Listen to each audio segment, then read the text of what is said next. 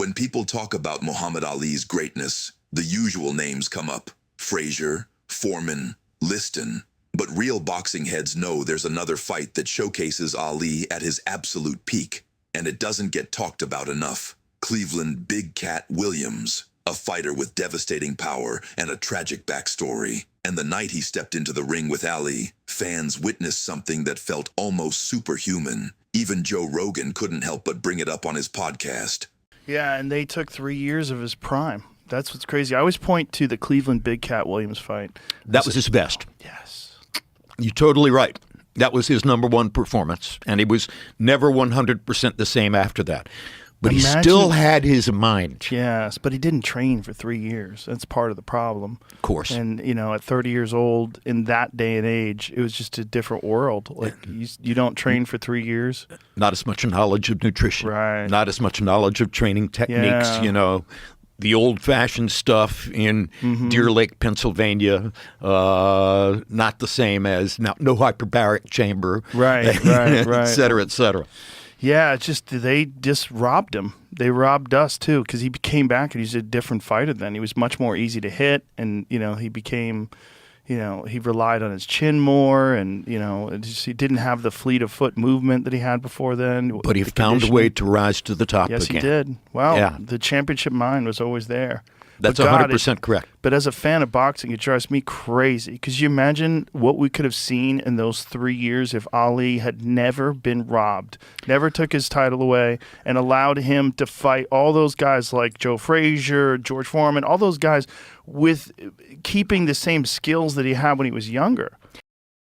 Man, the respect they gave Big Cat Williams in that conversation says it all. Let's talk about it. Cleveland Williams wasn't just some stepping stone on Ali's resume. Before he ever stepped in the ring with the champ, he was a legitimate threat. A powerful heavyweight with over 60 wins and knockout power that could turn the lights out in a flash. But here's what most fans forget. By the time Williams fought Ali in 1966, he was not the same fighter. He had been shot by a Texas state trooper the year before, lost a kidney, part of his colon, and over 60 pounds. He nearly died, and yet he came back just to fight Muhammad Ali, the most elusive tactical fighter the sport has ever seen.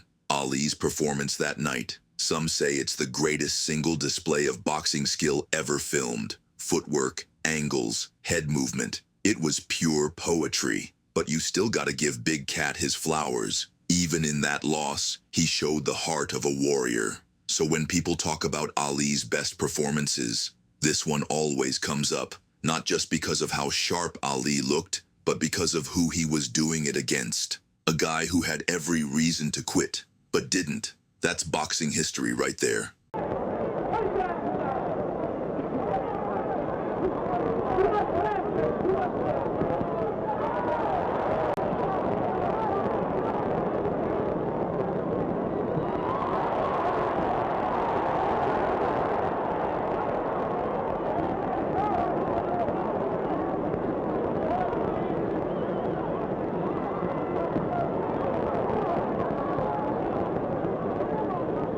That's a great left jab that Clay has.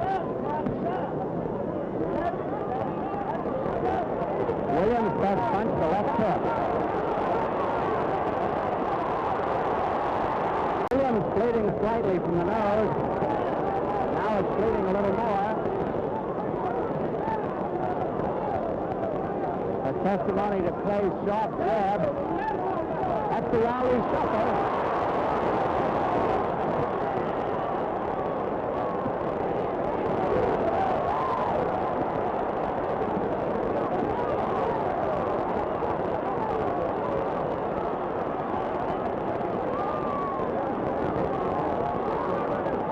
Williams is getting an awesome going over here in the second round with less than a minute to go.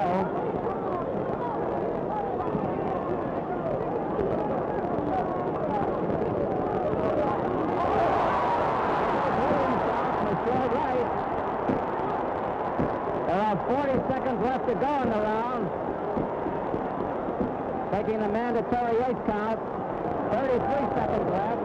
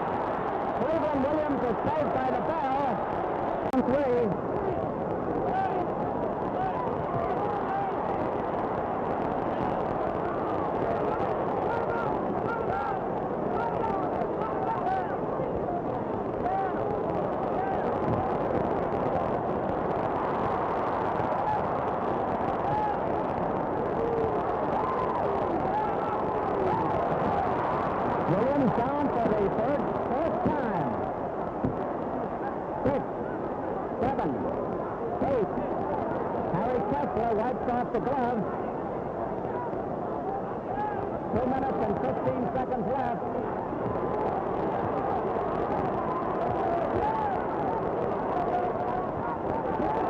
Williams gamely fights back.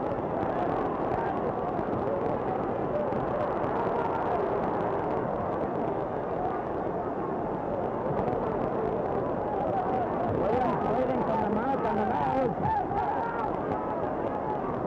And the referee is going to stop it. And you can see the determination. Don Dempsey is up in the ring. He's trying to get to the champ. There's turmoil around.